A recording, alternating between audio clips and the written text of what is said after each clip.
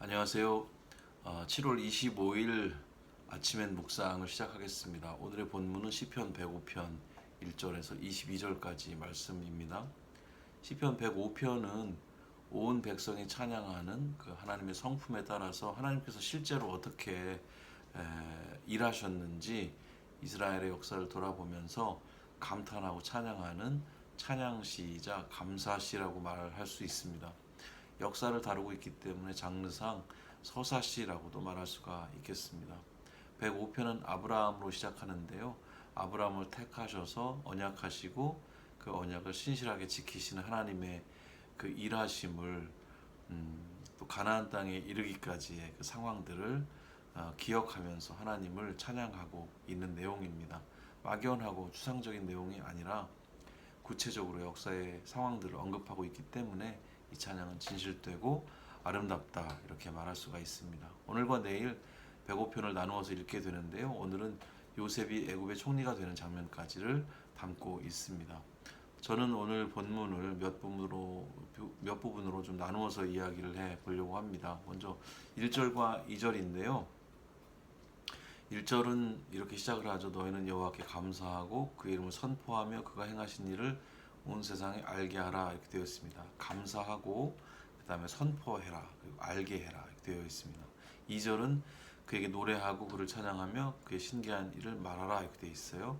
노래하고 찬양하며 또 그의 신기한 일을 말해라. 그러니까 1, 2절의 그 내용은 너만 알지 말고 그것을 주변에 알려라 뭐 이런 내용이라고 말할 수가 있습니다.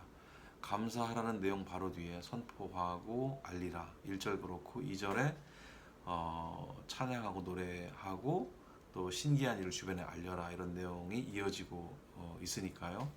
정말 좋은 걸 경험하면 주변에 알게 하기보다는 혼자서 독점하고 싶은 그런 욕망이 생겨날 수가 있습니다. 하지만 복음은 번지는 것을 생명으로 하지요. 좋은 것을 너만 알지 말고 주변에 알리라고 하는 메시지가 105편의 시작이 되겠습니다. 그런데 한 가지 알리는 게 우선이 아니고 먼저 찬양하고 감탄하는 상황이 먼저라는 사실도 기억을 했으면 좋겠습니다. 억지로 알리라는 내용이 아니고요. 네가 먼저 찬양하고 감탄할 수 있어야 알릴 수 있다는 내용도 되겠습니다. 3절하고 4절로 이어가 보겠습니다. 3, 4절은 계속 명령형으로 노래를 하고 있는데요. 4절은 3절에 여호와를 찾는 자에게를 확장한 내용으로 보여요. 3절을 보면은 그의 거룩한 이름을 자랑해라. 여호와를 찾는 자에게 즐거움이 있으리라 하고 4절에 너희는 여호와를 찾고 능력을 구하며 항상 그를 바라봐라 이렇게 되어 있습니다. 그러니까 이 4절은 3절에 여호와를 찾는 자에게 즐거움이 있을 것이다 라고 하는 그 내용에 조금 더 구체적인 확장판이라고 볼 수도 있을 거예요. 너희는 여호와를 찾으라 그러면 즐거움이 있을 것이다. 그런데 이 내용이 하나님이 하신 말씀이면 이게 약속이 되겠죠. 하지만 이 시편은 저자가 사람이지 않습니까? 그렇기 때문에 이 내용은 예언이거나 혹은 믿음의 권면쯤으로 해석을 할 수가 있겠습니다. 그런데 이렇게 확실하게 확신을 가지고 즐거움이 있을 것이라고 얘기할 수 있는 근거는 뭘까요? 바로 그것은 하나님의 성품과 또 하나님께서 그 성품에 따라 행하신 역사를 지니고 있기 때문에 그것을 기억하기 때문에 그렇다라고 얘기할 수가 있습니다. 그래서 이 5절 이후로는 내용들이 과거로 넘어갑니다. 왜냐하면 그 과거의 역사가 있기 때문이었고 그 과거 역사를 함께 기억하자라고 하는 의미가 되겠죠.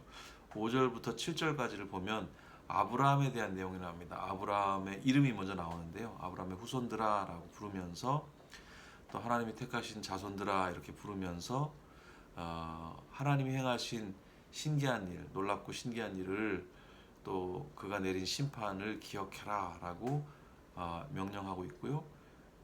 그는 여호와 우리 하나님이시다. 그가 온 세상을 심판하신다. 이런 내용을 담고 있습니다. 여기 아브라함의 이름이 먼저 나오는데요.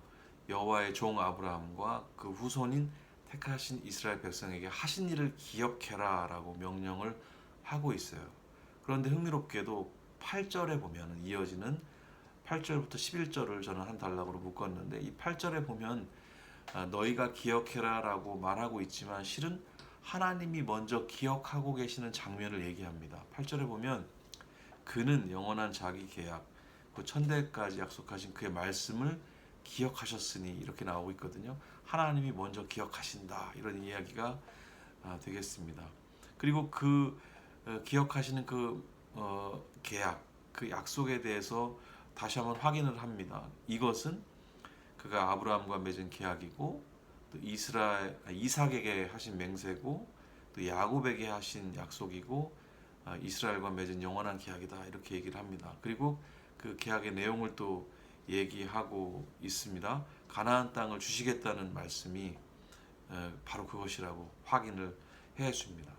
그리고 12절부터 오늘의 마지막 절인 22절까지 내용을 또 한 부분으로 묶을 수가 있는데요. 이 내용은 가나안 땅에서, 가나안 근처에서 나그네 시절을 보내던 이스라엘이 하나님의 도우심을 받는 그런 내용들이겠습니다. 기근을 보내시는데 그 기근의 시대 하나님이 요셉을 앞서서 애굽으로 보내서 총리가 되기까지 그런 일들을 이렇게 언급을 하고 있습니다. 그런데 건조하게 사실만을 얘기하는 게 아니고 이 시편 안에는 또 해석이 이렇게 스며들어 있습니다. 그 기근에 대해서도 그냥 기근이 있었다 이렇게 표현하는 게 아니라 기근을 그가 보내셨다 얘기를 합니다. 그는 누군가요? 바로 여호와 하나님이신 거죠. 그리고 한 사람을 앞서 보내셨다 이렇게 되어 있습니다. 그러니까 요셉이 우연히 형들의 어떤 질투 때문에 팔려갔다는 그런 내용으로 얘기할 수도 있지만, 하나님이 그를 앞서 보내셨다 이렇게 또 말을 하고 있습니다. 그의 고난의 기간도 여호와의 말씀이 이루어질 때까지라는 그런 표현으로 해설을 하고 있어요. 그 말씀이 진실하다고 역사를 기술하면서 중간중간에 또 이렇게 말을 하기도 합니다. 여호와의 경륜, 또 뜻하심이 모든 역사적 사실 안에 스며들어 있다는 그런 말입니다. 이것을 진짜 신학적 역사다 이렇게 말할 수가 있겠습니다.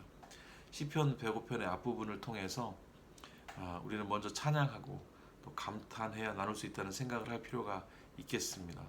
또 나의 복음에 대해서 나는 찬양과 감탄의 태도를 가지고 있는가 또 돌아보면 좋겠습니다. 그리고 기억에 대한 그런 묵상이 또 있었으면 좋겠습니다.